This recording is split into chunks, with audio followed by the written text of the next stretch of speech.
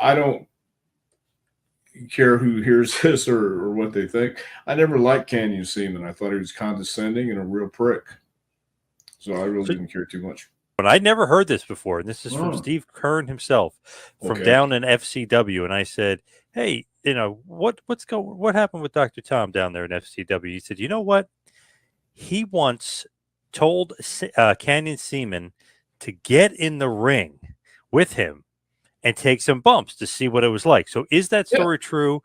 And how did that go? Like, you actually had a match with him? Well, I didn't have a match with him, but I showed him how to take some bumps and put some holds on him and stuff. Yeah, that actually happened. Because if I'm not mistaken, I think he wanted to get in the ring. So and you wanted to be the one to get in the ring with him? I don't know if I wanted to, but I did. I mean, I didn't mind. But yeah, So I don't know what if that had it. No, I think it's because I told him he was a flaming friggin' asshole.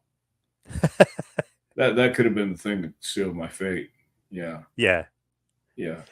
But when you said, like, okay, or he says, let's get in the ring, you said, all right, let's do it. I'm going to show you how I train the guys. Sure. Exactly. Exactly what happened.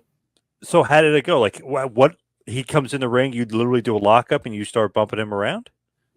No, I showed him the bumps first. You do the rolls, you do the flat backs and the handstand bumps and stuff like that. But then we locked up, and I just showed him some stuff. Yeah. So how did he take to the bumps though and stuff? He's a volleyball player. Not the volleyball players aren't tough. Don't get me wrong, but I don't think he was used to it. In fact, I know he wasn't used to it, but I mean, I didn't stretch him or beat him up, but I did let him take some bumps. Maybe more than he should have, but yeah. So was he hurting? Because he's a volleyball player, he's an executive. Was he hurting? You'd have to ask him that. I don't know if he was hurting or not. I mean, I don't remember him selling too much, but after I think he did maybe a total of 10 black flat back bumps, 10 handstands, 10 rolls. And if you've never taken those bumps before and you don't know how to hit and you tuck in your chin, you tuck your chin, your neck's going to be sore. And especially when you don't know how to do it and you keep hitting your head on the back of the bat. I don't, honest to God, I don't know if he was sore or not, but I really don't care. I never cared for Canyon Semen, and that's on me. I had to realize he was in that spot. He was the executive. But my mindset at that time was totally different than it is now.